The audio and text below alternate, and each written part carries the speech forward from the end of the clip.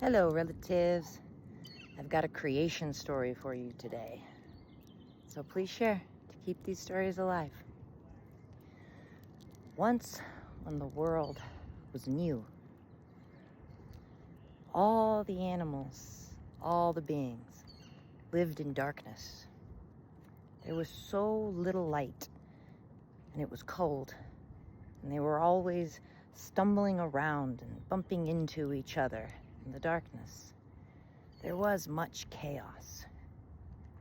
One day, Raven called a meeting, and all the animals gathered in this great cave in the dark. And she lifted her voice and spoke to the animals. My relatives, I have found that on the spirit side, they have light, great, beautiful light, and they can see cleanly and clearly. And it is incredible. No chaos, no bumping into each other, no struggle. And the light brings warmth.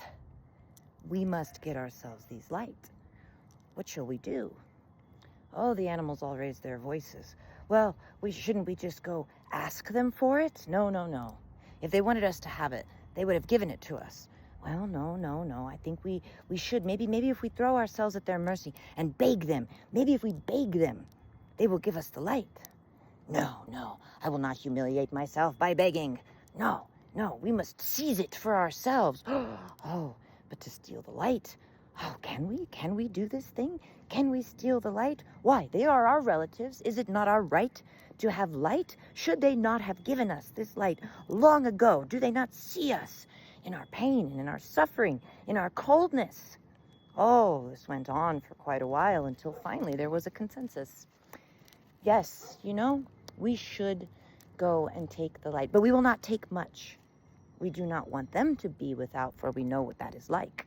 So let us just take a small amount for ourselves. We will use it in good ways. We will be grateful for this light.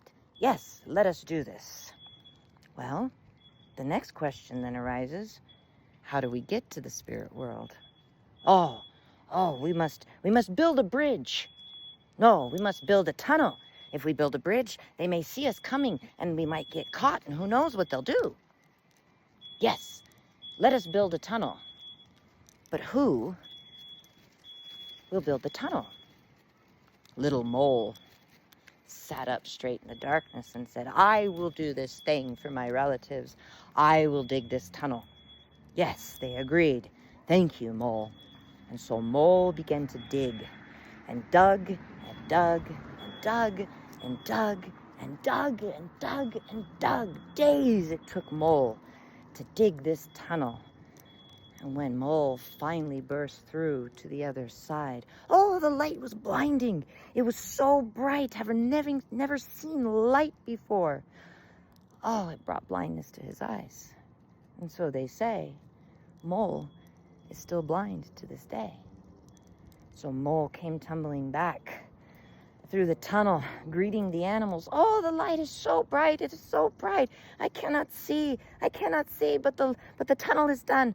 The tunnel is done, but I cannot go and get this light. I am blind now. It was too bright for me. Oh, the animals surprised now and a little bit afraid. Oh, we don't want to go blind, but we need the light. We need the light. Who will go and get us some light? Vulture sat up in the darkness and said, I will go. I am brave. I am courageous. I will get us this light. So Vulture flew through the tunnel, quick as can be, and grabbed a small piece of the light and took it and hid it in the beautiful plumage that he had on his head. And he flew back through the tunnel, but as he did, he began to feel burning in his feathers. And the burning grew and grew. And when he finally got back to the cave, oh, he fell upon the floor. And the animals came, for they saw him burning. And they patted his head and threw dirt upon him. But this made the light go out. And when Vulture sat up, they saw that Vulture was now bald. And to this day, Vulture no longer has the great plumage on his head. He is bald. Ooh, the animals grew a little bit more fearful. But we need this light for all our brethren, our children, and our children's children. Who will go next? This time there was some quiet and stirring in the darkness until finally Possum said, I will make this sacrifice. I will do this for my relatives. And quick as can be, Possum jumped into the tunnel and raced to the other side, seized a bit of the light, and tucked it in his long, fluffy tail. But sure enough, as he raced back to the cave, doing everything he could to endure the burning in his poor tail, when he got to the other side, he could not bear it. Once again, the animals rushed to the aid of their brother, throwing dirt and tamping down upon his poor burning tail, and once again the light went out.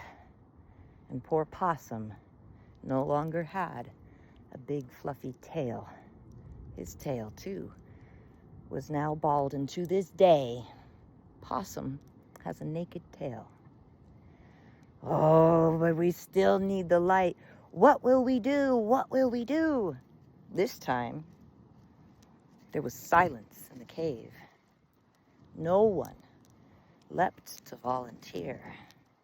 Raven called out, please, relatives, we have all agreed. We need a volunteer to go and bring us this light. Finally, Coyote sat up and said, I will go. And as quickly as he could, he crept through the tunnel.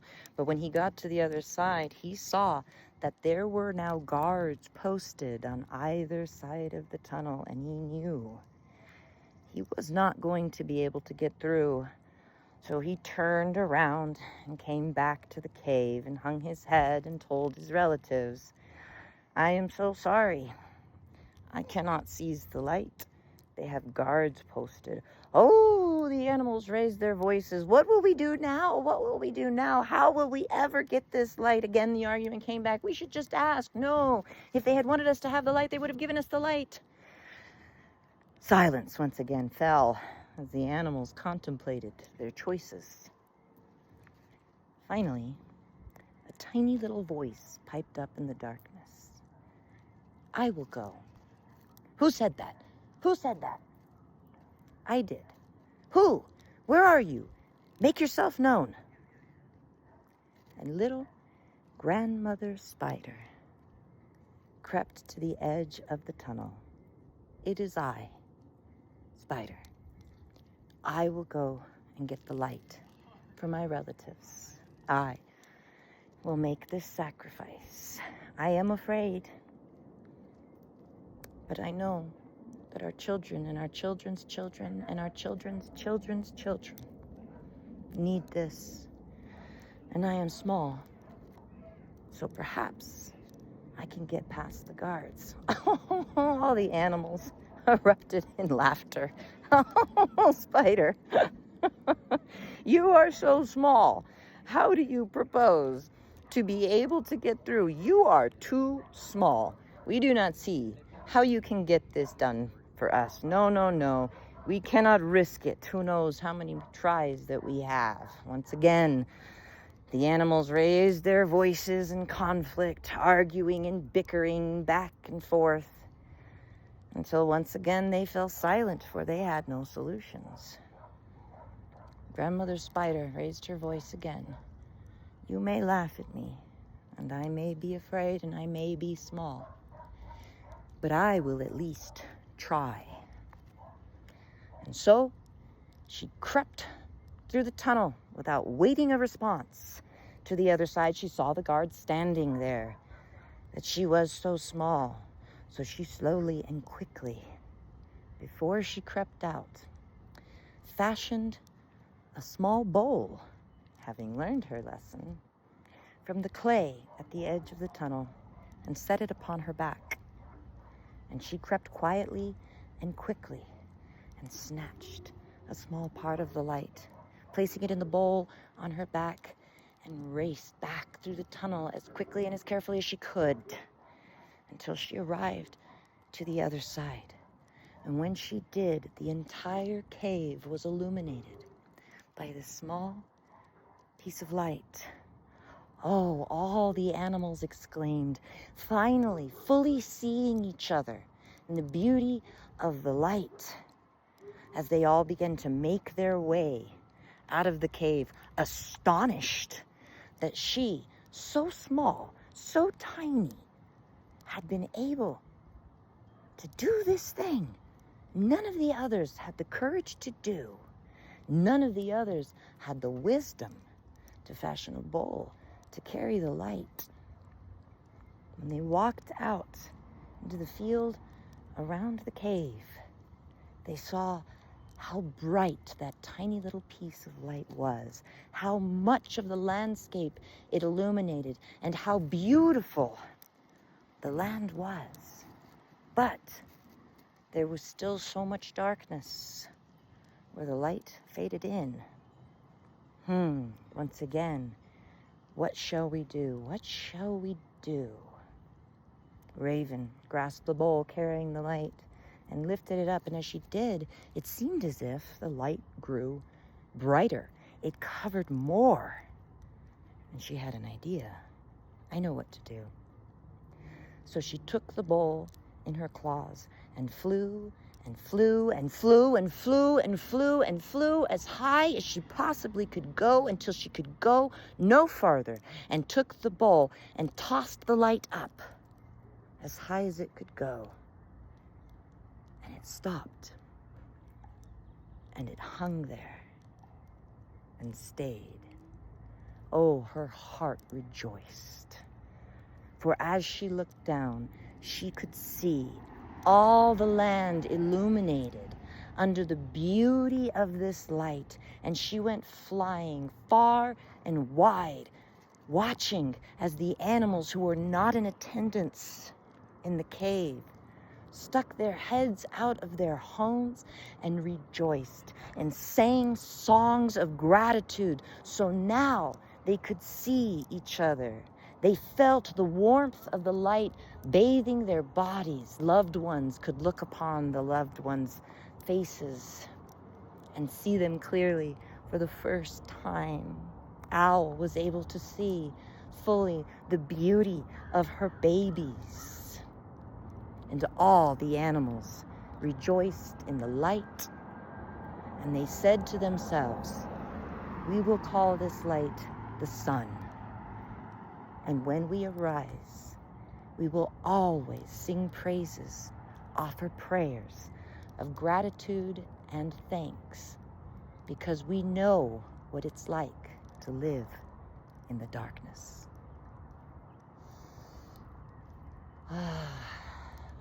I love this story. I was always a little teeny tiny person. And there were so many things that I was told I couldn't do because I was just so small, so little. So many times in life, I've come to things and I have met them with fear. And for a long time, I have felt shame because of the fear. I have prayed and asked and worked so that I could be fearless. But the truth of the matter is, what is the big accomplishment if we are fearless? What is so grand about a lion being brave? No, it's when the rabbit is brave that we find honor and excitement in this. For bravery and courage cannot exist without the presence of fear. And that, when we are able to choose in the face of fear, to move forward instead of standing still or moving back, this is courage. This is honor. So it doesn't matter how big or small you are. It doesn't matter how scared you might be to make a change or to face something within you or a situation you might be in. Remember Grandmother Spider. Even in her smallness and even in her fear, she sought the wisdom. She learned from the examples of others. She recognized the need, not only that she and her family had, but the need of all those around her. And she did what she needed to do. And to this day, as the story goes, we have the sun. And to this day, many, many indigenous people still find the practice, as I do, of arising with the sun and giving thanks for another day, giving thanks for the beauty of the light and everything it illuminates. Because it does, doesn't it? Whether we're talking about the physical light, whether we're talking about the inner light, whether we're talking about the light of our courage. Because I have found that it only takes one person to step forward in courageousness, and others will follow, right? It's the example of the slow clap. One person has to be courageous enough within themselves to begin the clap. And when they do, it's like something forbidden that no one had recognized breaks, and others will join. So, my relatives, are you sharing your light? Are you shaming yourself because you are afraid? Do you think yourself too small or too weak or too uneducated or too poor to do great deeds? I would implore you to remember the story, to remember Grandmother Spider, her lesson of the webs she weaves and the webs we weave. And find your voice. Find your courage. Find the light within yourself and have the bravery to share it. Much love, relatives. Have a beautiful day.